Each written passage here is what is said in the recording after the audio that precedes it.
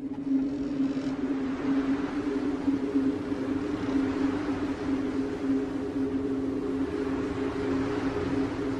want a sandwich. Now.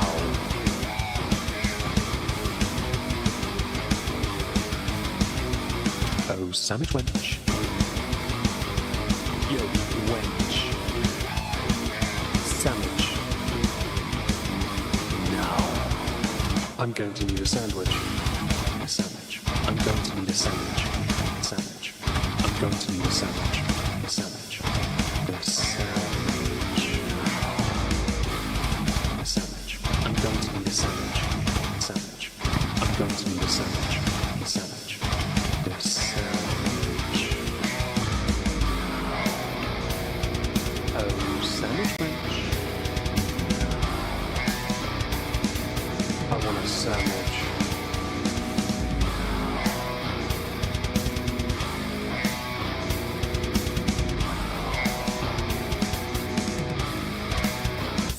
Sandwich. Hello everyone, welcome back to another political thing. I've already forgotten. Yes, that stream here on the Moisty Live channel. Hope you're all well today. Joining me to talk about stuff now that I remember to unmute him and move the set. There you go. It's Trups. Say hi, Trups. Marvelous. Hello, Trups. How are you? I'm all right. I did my annual take my cat to the vet today. Oh, really? Yes, he is. Which one is that? Guinness. Guinness? Yeah. I have betrayed him. Is how he's treating me. He had to have a needle, didn't he? No. This was just like the FLV or feline leukemia, that kind of stuff. Nothing too crazy. So he was able to eat and all that, but he's just, if I put him in the box, he gets upset. He knows what's coming. That's why. Yeah. It's funny you mentioned that. I'm going to put it on the screen. I off my wish list, somebody sent me a tub of what is called cat crack. Oh, careful, Tilly. And Voodoo loves cat crack. It's catnip, but it's like that herb stuff. And Voodoo, I put it on my Discord as well. Voodoo had some on the stairs this morning. I gave him 2 little pinches of it. He tried to butterfly swim over it and then laid on his side and looked like he'd been singing to himself, because I got high, because I got high, because I got high. No. I love that. No. He was, yeah. And there's on my Discord server, there's a picture of his eyes wide open. I didn't put it on the screen. Oh, I see it. Yes. It's the funniest shit, because you can see that. Oh, sorry. The way he smeared himself in the cat crack. He just rubbed it. He rolled all over it after he had a fair amount of it. It really, I mean, they love it. So Voodoo loves me. I'm sure if Guinness is here, I'd be able to get Guinness to like me too. Oh, I'm sure. Like, he's not hard to get on his good side. Bring him food and he's good right cat there. Crack. What cat right crack. there? Yeah. We need cat crack. The stuff is great. Where's the chat? There it is. Hi, Brian, Bubbly, and Dessa. Hope you're well. Don't forget to smash a like. How's your week been, anyway? Oh, not a whole hell of a lot. I'm actually working on something now. Oh, that's good news. Great at work. Yeah, that's good news, because you've been a bit bored for a while. I have, thank God. Honestly, and I know that some people would rather just like not. I'm not that guy. I can't. I take a day. I've got tomorrow and Sunday off from YouTube. I've got nothing planned, and beyond my little project on the side, I have nothing to do. The thing is, I have to, because I like to work. I have to now compel myself to do things I like to do that I have been putting off doing as hobbies because I'd rather work. I see. Yeah. It's a mentality thing. I don't like not doing things. It's boring, basically. Right. But it's okay. So now I'm doing that. How about you? What have you been up to? Well, after I finish yawning. Oh, sorry, guys. I don't know why. I wasn't yawning until I hit start stream. Trups can just verify that. It's true. It's true. Then I just thought, you know, that'd be a great time to start yawning. No, I've mostly been working all week. I've been working on a few little things away from YouTube. Yes, I do apologise for the past 3 days on video side where there have been videos that just not been very well edited, but there were real life things I had to do that were a bit more important. Beyond that, though, just working and playing video games. I've been playing Pokemon Red on the Game Boy this week. Very good. I've been trying to sort of compel people to try and guess my starter Pokemon. The correct answer is Charmander, of course.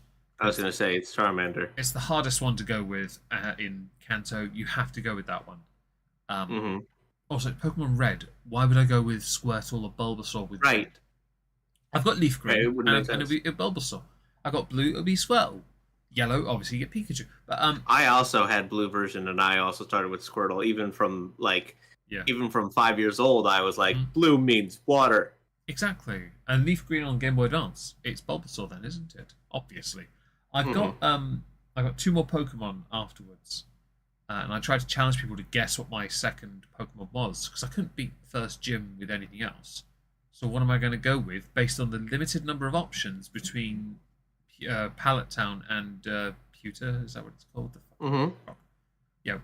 Well, you've got a couple options in, because you hit Viridian before then, and you can go get a Sandshrew from the left side. Oh, I'm sorry, not a Sandshrew. Well, actually, you can find Sandshrew over there too. I could nerd out on this, and I could do it real hard. But so I was hoping to get a Mankey, but then I realised that was actually after it was near Cerulean. Is that next town over? Yeah. Yeah, that's in the little grass area after you come out of the cave. No, I went with a female Nidoran. Which took me ages to grind her up to get her to Nidorina to then challenge Brock. And then my third Pokemon, which I've only got 3, I bought that fucking Magikarp, and I will grind that fucker to Gyarados. Yeah, you can do it. I can. I am bored enough. But I also managed to acquire another handheld called an Evercade. They have little cartridges you put in the top. And well, I've got the smaller Capcom edition, which has all like the Capcom Street Fighter games and other games like that in a very small, like Game Boy size. But I bought a cartridge for it, an Evercade. It came with the game Zool, and I love Zool. Zool's like the competitor to Sonic back in the day. It did not win, but the game is fun. So I've been nerding out a little bit while making videos, doing that, while also working on a little project that you've seen. What do you think of it, by the way, what I've been doing? Pictures are in artwork. I like the. I want to know what it looks like from the other side. You'll see it when it's finished. I want to see like the effect of the coloration against like the wall and stuff like that. Yeah. Once I've done everything else in the vicinity, there's a few other little things that need to be a bit more symmetrical. Not the item in the picture, but other things that go around it. Once I've done those tomorrow, then a whole picture will be uploaded. There you go. Nice. Anyway, where should we start today? Because there's been a few things going on this week. I've been paying close attention to things like Joe Biden's Twitter, because it's fucking hilarious. I've been paying attention to, obviously, Humza Yousaf today. That was interesting. The UK government bailing out freaking Ukraine again. I was going to say, I did not pay attention to Humza Yousaf this week, so you might have information that I don't know. Well, it's only happened today. Oh, well. So it's very different. We've got Joe Biden's Twitter. We've got Rwanda, the Rwanda bill, because that's been a big discussion as well. Is there anything else beyond Joe Biden? Is there anything else going on in your country? There's a whole bunch of protests. Oh, what are they about? Palestine. Oh, God. Did you see freaking... Oh, is it Hassan Piker? He was on Piers Morgan's show, a panel. Again? And he had a massive meltdown over that. To the point, I believe security removed him from the studio. Oh, no. He was in a separate room to everyone else. It was that kind of, you're on location studio kind of thing. Not in the studio with Piers, because if it was with the room with Piers, that'd be even funnier. But yes, Hassan Piker. It was all over Twitter. I watched the video back. It was very funny watching him get increasingly more angry, because he just got frustrated by one guy. Just one. And it was one person just saying one thing about Palestine, Israel protesting and stuff like that. And no, he wasn't happy. He was not a happy chappy. Well, I can't say that I am surprised. Trying to imagine my shock, yeah? Yeah. Yeah, absolutely. Because oh my gosh, no way. The socialist is, he's rooting for Palestine, and he gets very upset when people say that it is not an effective form of protest when all you do is piss off everyone else. What have the protests been about? Are they about Israel and Hamas and all that? Yes, yeah. It's basically like, so places like Columbia University, NYU, University of Texas, places like that have had a massive amount of pro-Palestine, pro-ceasefire protests. The one at NYU is notable because there was an individual who was interviewed and asked, "Hey, what are you protesting exactly?" Oh God, I saw that. Oh, I know where you're going. Yes, it Yeah. was cringe. It was so funny. It's like, this is the level we're dealing with. You've just turned up to protest. You have no idea what's going on. Yep, that's correct. And that was that was like the have you seen those videos of the guys on a podcast? They constantly bring women on that do OnlyFans and they criticize them, yeah? Mm-hmm. And this guy once asked what misogyny was, or how it affected, how there was inequality in society, and the woman couldn't answer it. She just liked the word. It's that same nonsense of, you just heard the word and gone, yeah, this must be right because I've been told it's right. Like, come on. This is not trickle-down education. Don't take the piss out of me. But that is exactly what it is, because none of these people actually, they don't genuinely, they don't know. They don't care either, really. Well, that's annoying. They really don't care. And hello, Orla. Hello, Wind Chime. Hello, Jake from State Farm. Hope you're all well. But yeah, no, it's a joke, because you can't turn up to something not informed. I've always believed you should be informed on something. But then this is a level of people invested in politics, but not invested in actually knowing what's going on. Only invested in what sounds like the best. And that's how the politics game is played. It's the soundbite. So if someone says, oh, protest, others are like, yeah, I like going to a protest. I'm sorry, but you're not all freaking Greta Thunberg. You're getting arrested left, right, and centre for looking like absolute twats and doing stupid shit. Grow the fuck up. But they like being stupid twats and doing fucked up shit. Well, they do, but it's embarrassing in the context of we the other, observed this, and we're just sat here like, hang on a second. So you're protesting, so you're making up numbers, great, fantastic, but you are literally just there to make up a number, while somebody in this group has to have the intelligence to actually know what they're protesting about. Apparently, you're a pack, and you are not the alpha. You're not even the beta. You're way below. You're tertiary. No, basically what it comes down to is that they not only don't know, but they can be used to create some form of problem on behalf of the people who are basically using their desire to be morally just as a weapon. They're going to turn that person into a useful idiot. Yeah. And they will be none the wiser. So this is interesting, because with these protests going on, that's what's been covered. What people hadn't noticed was that a certain bill in the US was going through. This bill is worth a shitload of money, majority of which is not going to the American people. It's going to international affairs. It's going elsewhere to help other people. Yeah. What do you know about that, Trups? So, okay, our illustrious Mike Johnson, our Speaker of the House, has decided that somewhere within the last month or two, the FBI took him into a dark room and convinced him to see the light. And what I mean by that is, a while ago they were having a discussion about FISA. Now, FISA may sound familiar to you because because I was at a job with them after university. No. FISA warrants is Foreign Intelligence Surveillance Act. Not the drug company. I was excited for a second. No. FISA is essentially a way that they will use. They will be allowed to spy on people who they suspect of having foreign dealings. Okay. That's interesting. Because I just saw a video on Biden's Twitter talking about how there's a fundamental right to constitutional right to privacy, but 2 years ago that was taken away. Let's be real clear, there's one person responsible for this nightmare, and he acknowledged it and he brags about it, Donald Trump. But that's not entirely true, is it? No. And also, we haven't really had privacy since like 2001, when we introduced the Patriot Act.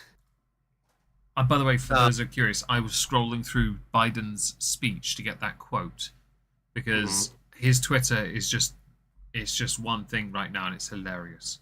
But yeah, the bill in question. Carry on. Yeah. So anyway, so they were having a discussion about FISA, and Mike Johnson was ready to basically say, "Yeah, we're not going to do this. We're not going to have this discussion. We are not going to renew the act for FISA."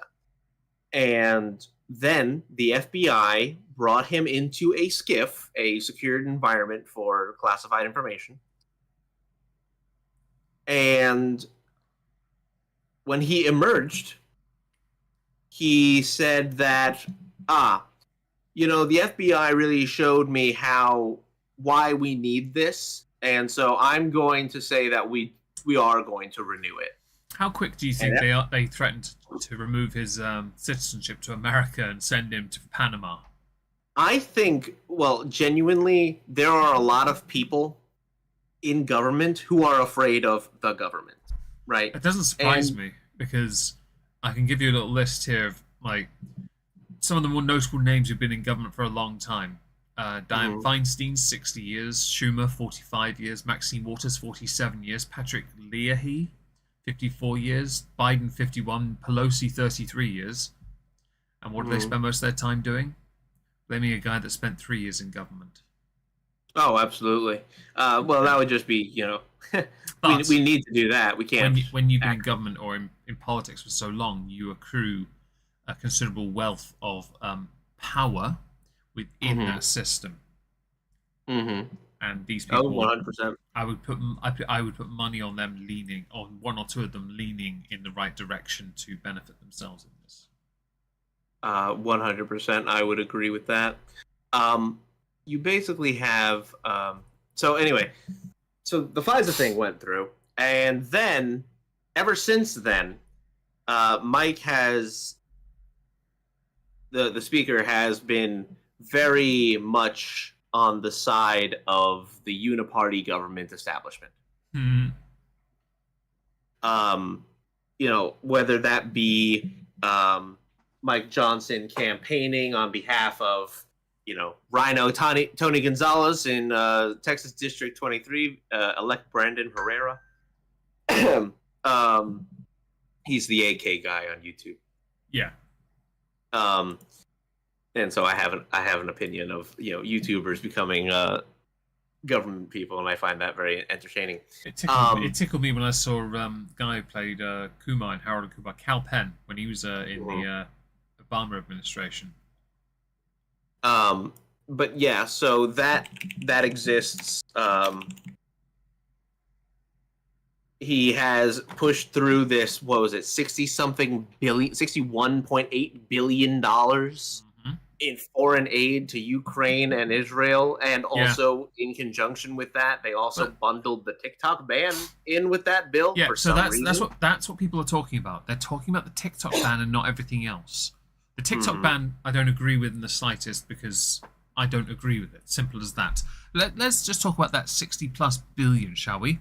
Since Biden took office with this trickle-down economic plan, the average American family is paying $9,500 more a year to live. The average family spent $8,400 more on transportation, $4,100 on energy, $3,900 on housing, $3,200 more on food. Now, of course, that contradicts the paying $9,500 more. There are different statistics, basically. I'm reading from two different sources here, right? Biden has been talking non-stop on his Twitter, about Trump. For example, Trump was very proud of his $2 trillion tax cut that benefited the wealthy and biggest corporations. But actually, from a separate statement, Trump actually lowered taxes for most Americans. Yes. Biden has done the absolute opposite by lowering wages and increasing prices. And what did he complain about during the Super Bowl? Oh, but the price of ice cream. Bitch, people are losing their homes. And also, you've had, in 3 years, 7.2 million people cross your border. That's more than under Trump. It's more than under Obama, I believe, as well. I think so. I'll confirm That's correct. it. No, I think you're correct. Okay, fair enough. Yes, I'm pretty sure I saw a number. But yeah, no, it's completely unacceptable. It's simple as that.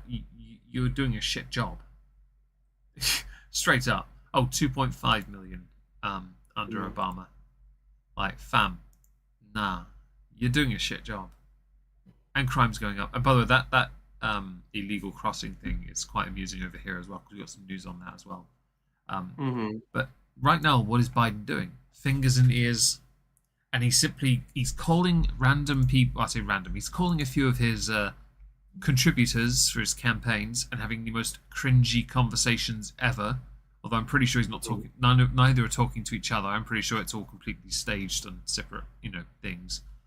And you've got Biden basically making jokes about Trump and his upbringing. It's all about Trump. That's all it is. And I get it. Election season's in full swing. I've seen people putting pictures of Trump's hair on Twitter or something, and I don't really give a shit. But it's kind of a dead horse, really, isn't it? Oh, absolutely. To just constantly go, Trump man bad, Trump man bad, Trump man bad, Trump man bad, Trump man bad. I don't get the point anymore. You're in your 80s and you still don't know how to finish a coherent sentence. You barely knew how to do it when you were vice president, let alone president. You're still triggered by one guy who was in office for one term, who did more good than you did in all the years you've been in office. Details. TED Talk over. Yeah, well, these are all details that they don't want to acknowledge. And the reason why they don't want to acknowledge it is because it's inconvenient. And inconvenient truths are the bane of their political campaign. Truth so they just lie. Yeah, they do. Truth has no moral compass. I fully understand. It is disgusting, actually, how effectively and how brazenly these folks will just lie, just outright lie about what's going on, about what has happened. Somebody even mentioned it in the chat. Didn't Biden announce changes to Title IX the last? Oh yes, days? that was in this week at Twitter. So yeah. I hate Title IX. I hate it for multiple reasons. Years ago, I hated it because of the Dear Colleague letter, which was abolished under Trump, rightly so, because that presumed guilt before innocence. I don't believe colleges should have their own legal system, which is what they used to push the Dear Obama Dear Colleague letter. Bollocks. Dear Obama. Yeah, fuck it may as well be that. The Dear Obama letter, they pushed it to the point that many universities lost hundreds of thousands of dollars in lawsuits for what they did because it was not due process and it was incorrectly done. Also, no university should have that kind of power to be able to arrest, try, and sentence people, which is basically what they were doing in their own little quaint way. Fuck that. It goes straight to the police. Under Biden, the amendment to Title IX affected women's spaces, mostly that. And that included scholarships as well. and this is like a lot of sport related thing, fraternities. Mhm. They've got to be more inclusive for gender identity as opposed to biological sex, and this adjustment is a tricky one, because if any college doesn't adhere to that, then they're fucked, because they get federal funding. If they get it, they lose it. Simple as that. Yep. That's how Title IX works. You have to treat equally. But now you're including a wide. The funny, like, my main gripe with the scholarship one especially is that if currently in America you have some sports that are in flux when it comes to the rights of those who are male to female trans, especially because there are massive advantages, like in powerlifting, weightlifting sports, where their governing bodies are arguing over inclusivity. However, on a national level, that means sod all. Where the attention really is on the international level, and there is a verifiable trans ban because the advantages are far too known, far too obvious. I'm sorry, don't try me on this one. It's too present. Lowering testosterone level didn't prove enough, and you know I'm right. It just, don't be pedantic either, because it doesn't change the fact. So what's the point of offering someone a scholarship when you know that they're not going to be able to go that far with that scholarship? Knowing that there is a wall that stops at state level, maybe national level, depending on the sport. You are never going to get beyond that international. You're never going to go to the Olympics because they won't allow it. So I don't understand why that has to exist then. Because now because it's convenient. No. What's the word? Pandering? Well, it is. During election season, I kind of get it. The thing is, what you're actually doing is depriving those who have a legitimate chance at competing in those sports, at competing at the level where that sport exists for them. And this is where a lot of people on social media, on many platforms, are obviously divided, but the very loud voices are the ones saying, okay then, why are we still enabling? Why is this adjustment to Title IX happening? Why does it have to happen when it takes away spaces from those that are biologically women, when you want to push equality? But you're not pushing equality anymore, you're now promoting what is considered exclusion instead, which is what it can be seen as when biological women are being denied and deprived their chances. The point of equality or feminism was to push for equality, but now there's a different type of equality in action, and this different type of equality is not allowing women to keep up. Biological women, that is. I have to say that explicitly because of the differences. Oh, my head hurts from talking about that. And it is a hot button topic. I agree, Leona. It's a pain in the arse. It really is. Oh yeah, 100. It is a hot. It not only is a hot button issue, but it's one that they don't even quite understand themselves. Well, and what I mean by that, I mean feminists do not. I know that feminists do not always agree. I know that there are TERFs. I know that. Which wave of feminism, though? Jeez. Well, right, but even amongst people who are advocating for or on behalf of, let's just say, women's rights, whether that includes trans rights or not, they have to acknowledge the elephant in the room, if not outright state 7 inches of it. their opinion about it, right? And that basically goes down to, okay, you talk about abortion. No, it's a women's issue. Well, define that. Oh, don't, because they still don't. And that's what I mean by they don't even understand. It intrigues. Right? Yeah, it intrigues me that they, in office currently, are pushing these through, but they can't. They couldn't prevent the TikTok ban, which makes Biden look weak, which he is anyway. They couldn't prevent it, so what's he going to do? So the TikTok ban is actually very interesting because it has been, at this point, notated very well that the ban on TikTok, and the reason why Democrats now agree with it, is because it was creating and fomenting anti-Israel sentiment. Controlling the narrative. Controlling the narrative, and donors started calling up representatives. So money. I don't think it's going to benefit them during election season.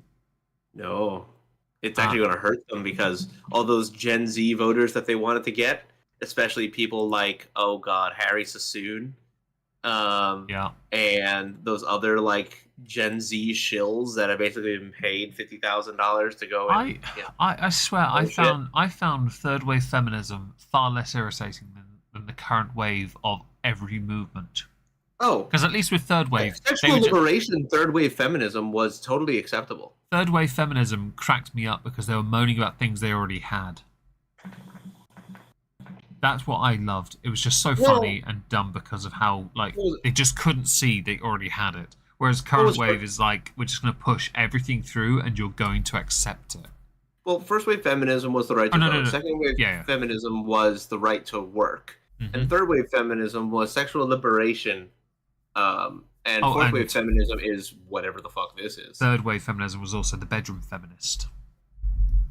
That was the one I loved because it was so funny. It was so dumb. This current wave is just, we're not going to discuss it anymore. We're just going to do it. And what you're doing is not engaging in the democratic process while hiding behind the democratic process when it suits you. Mm-hmm. Although I will admit, the discussion about expanding the Supreme Court is an interesting one.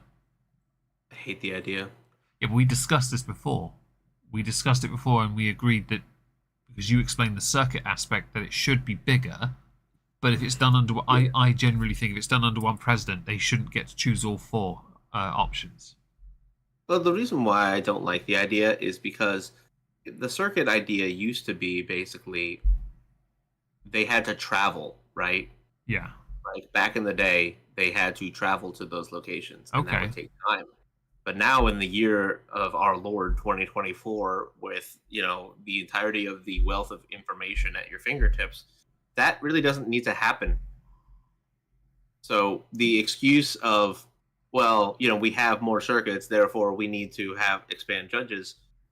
Is it because their workload is too much? Well, not really. I just think that it's an excuse for them to try and pack the court with more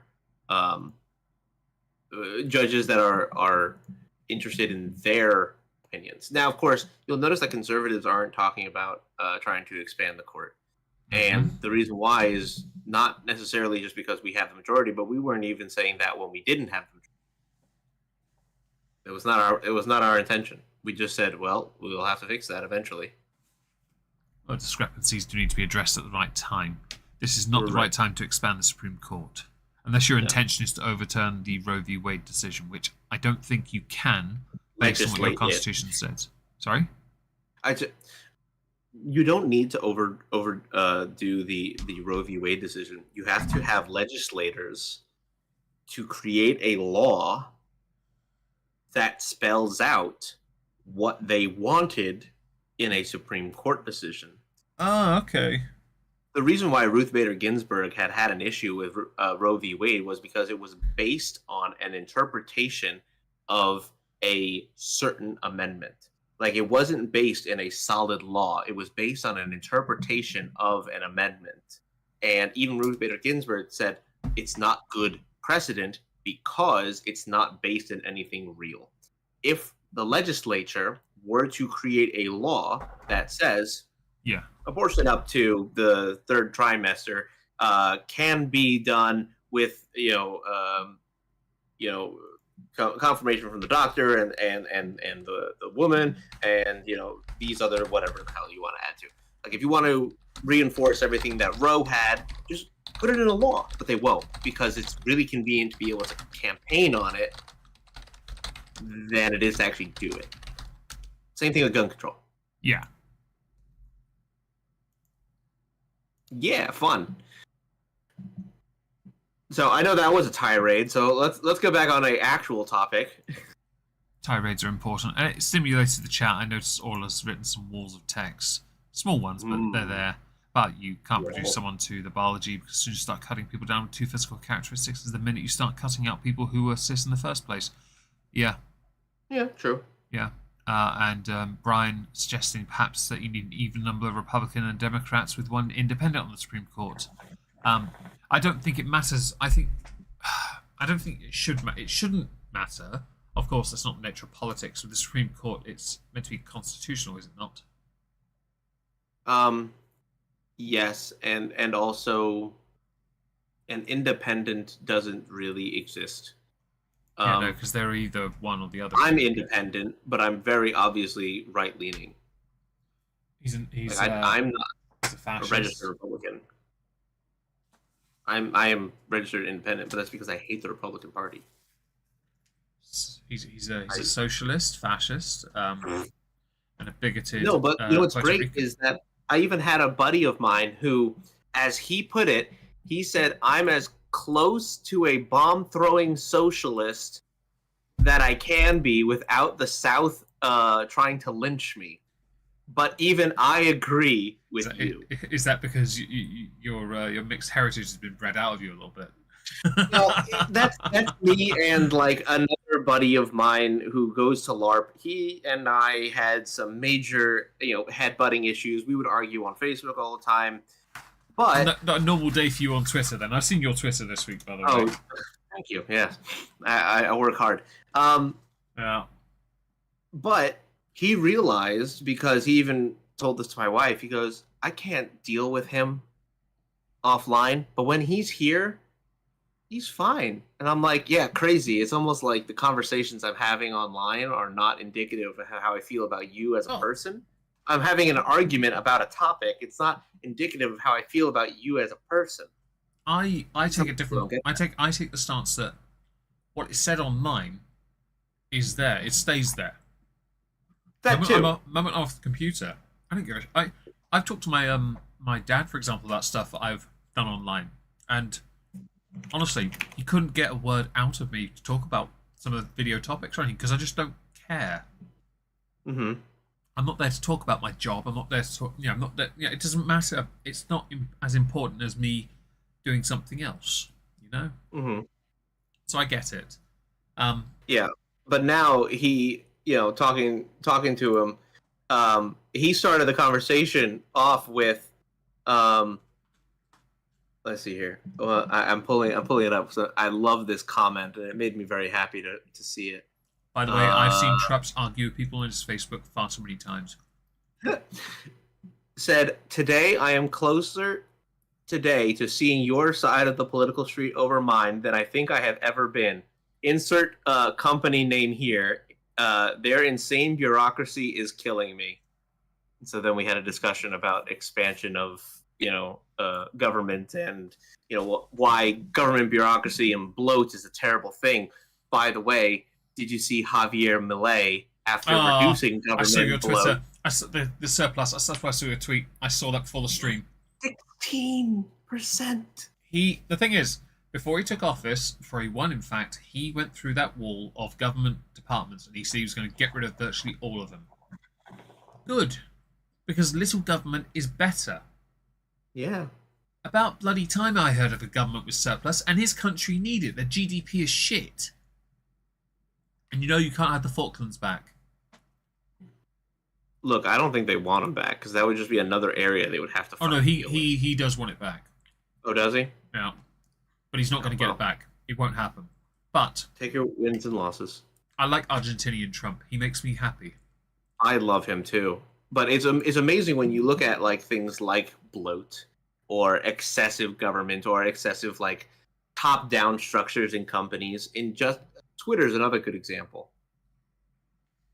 Elon removed 85% of the workforce, and miraculously X still functions. Yeah. Weird. I really wish what were they doing? Can they bring back one person, and that one person be solely responsible for the people that keep on commenting under my tweets, pussy in bio? Only if they also get rid of all the people who keep tagging me in crypto posts. Oh, those two, because I've started getting them as well. I just block every time I see them.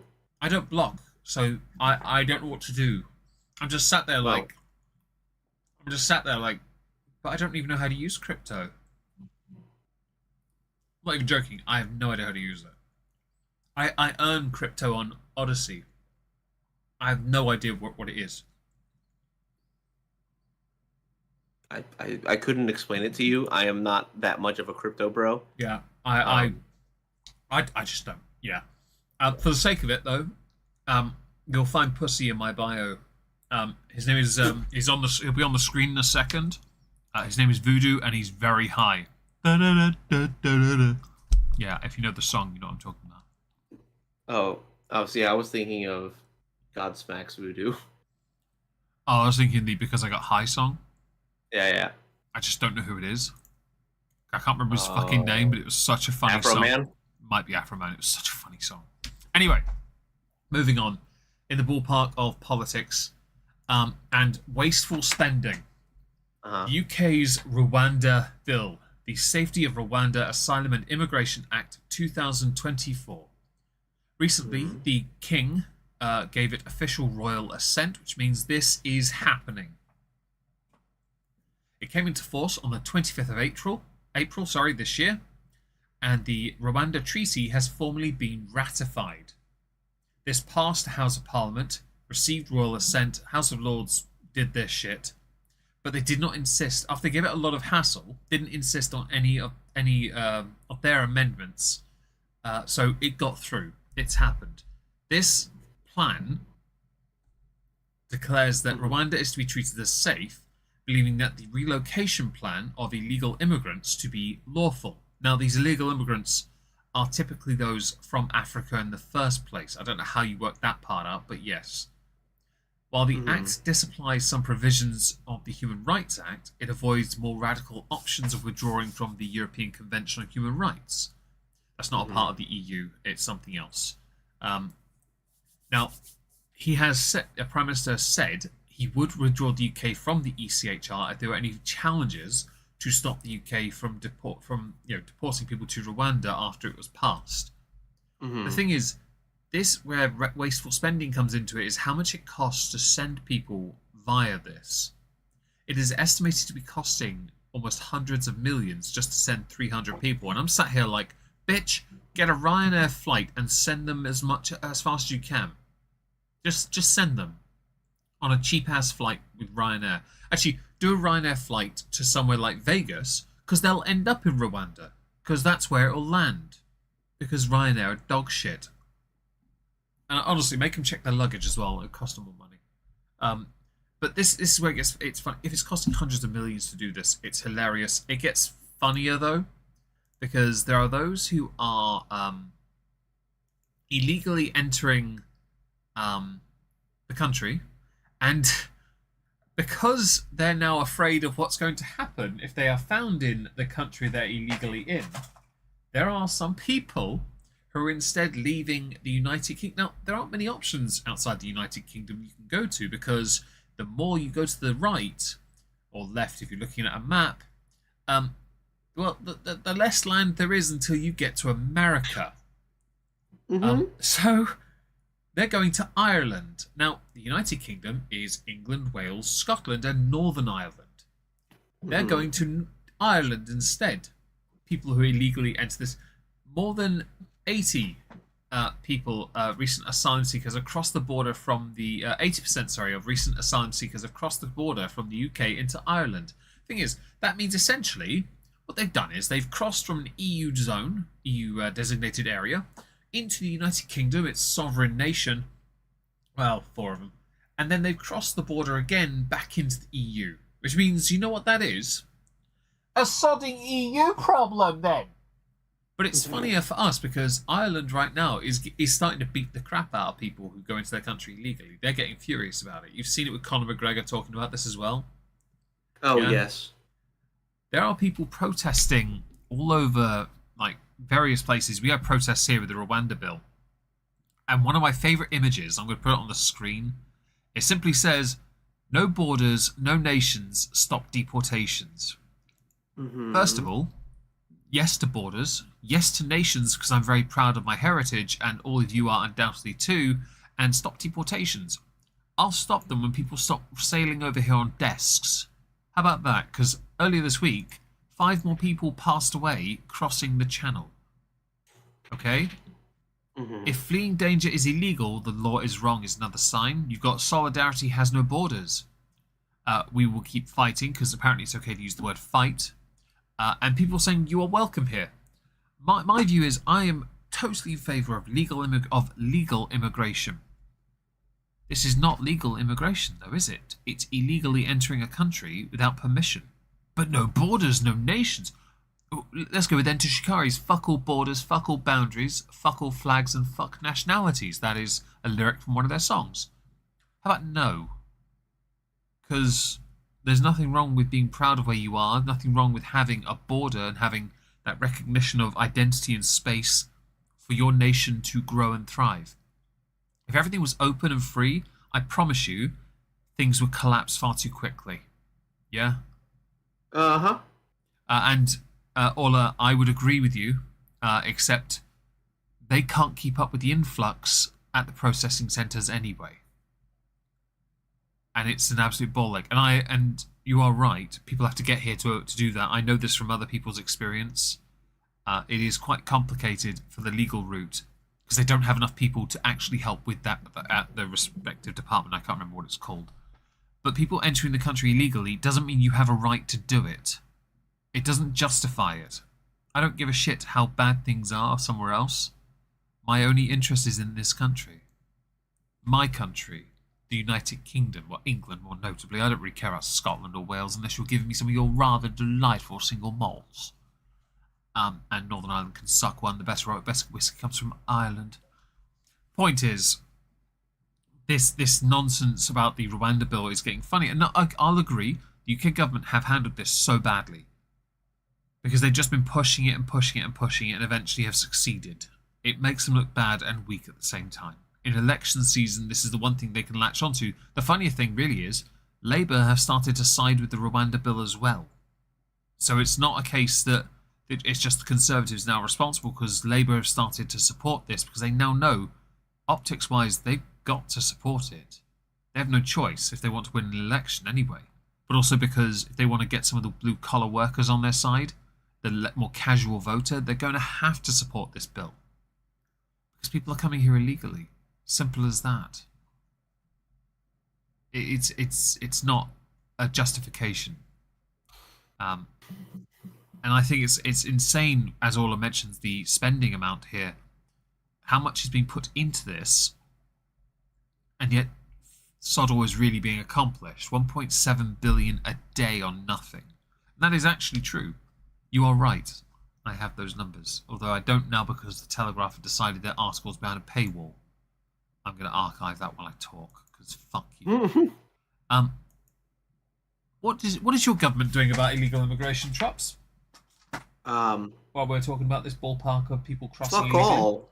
Cool. So, what do you think about this idea that people who have entered the UK illegally are afraid of the Rwanda bill so much that they are fleeing to Ireland instead, back to the EU essentially? I think that they have realized that there are countries or collections of countries that wish to invite them in with open arms as much as they have said so. And it is in their best interests to go where they are wanted the most. Yeah. So it's amusing to me because those that have entered illegally have made their way across England, which is not a small country. I know it looks small, but it really is an awkward size. It's an awkward country to get through. Quickest way would be probably get to Wales and cross there again. Right? Okay. Sure. But you've then gone to the last country you can get to, unless you're willing to sail again the high seas to get to America, which, I'll be honest, you got more chance of being accepted, really. They definitely have the best chance of hiding. And Ireland, because in Ireland, people in Ireland are starting to hunt them down. Yeah, we don't have that. The Deputy Prime Minister of the Irish government is the one that's been talking about this. And has been talking about how this policy impacts Ireland. It's like, hang on. Think about the policy and the point of it. They're then instead running to your country. How about you deal with the fact they're running to your country instead? But isn't it so very interesting that they know where they will be the most likely to get away with it. Yeah. I think that is telling a lot more than people are willing to admit. Over 1 year, Mm-hmm. more than 140,000 immigrants arrived in Ireland, which is a 16-year high for that country. This is why Ireland right now is having such a debate concerning immigration into the country of Ireland, because it's got to be able to keep up with that and the population growth of its own. I believe at one point also the most popular name in Ireland was one of the most Irish names you can think of. Would you like to guess it? Muhammad. You got it in one. I saw that video too. Yeah. The Irish, the argument is being made that the Irish culture has been eroded. That, and I'm not a nationalist. I'm proud of where I'm from. I was born in England. I was born in Crawley. Nationalist or not, like the question isn't even like, do we not like immigration? No, we are fine with immigration. We're fine with legal immigration, and that's the part that people seem to have a really hard time grasping when we're discussing stuff like surging the border. My view is you've got to bring something to the country. Well, sure, like, that's leech fine off too. Don't leech off it, you know. A lot of countries have that. They have like, okay, well, what skills do you have, and that's part of the immigration process. But the other thing is, like, whatever it is that you do, you have to understand that when you come to a country, if I was going to go and move to the UK, I should be prepared to adopt the UK's way of life. I should not go there expecting my freedom dispensing things to be able to come with me.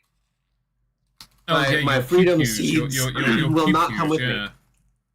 You bring the cats. Cats are fine. We like cats. And shit, I would actually have to be worried about what I do or do not say, because the UK does not have freedom of speech. The US doesn't really either, but at least we have it written somewhere. It's somewhere written down on a poster, I think. Yes, it is. Underneath Joe Biden's chair. So, like, that, if you are going to a country and you are willing to adapt to the lifestyle of that country, great. Integration of multiple cultures, and you can bring something from your culture to the UK culture, and then you can bridge, a cultural gap, and you can share it with other people. That's great.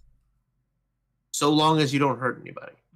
Because I know what some people's culture actually turns out to be.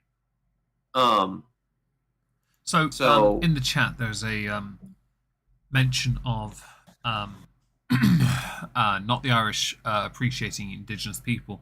The funny thing is, currently, Ireland in their parliament, I don't even want to pretend I can pronounce the name of that because I can't be asked. It has 160 members. The current government is made up of 3 parties. It's a 3-party coalition. And to be honest, the next competitor to them is Sinn Féin. Sinn Féin is the Irish Republican and Democratic Socialist political party. And Sinn Féin have been growing in strength again. And they're going to keep growing in strength. The only reason the current government has the control it has is that it's 2 parties with about 30 plus members and the Greens of 11. But Sinn Féin of 36, they are equal for top individual party with members in that parliament. Next election, I can imagine it's going to go up even further.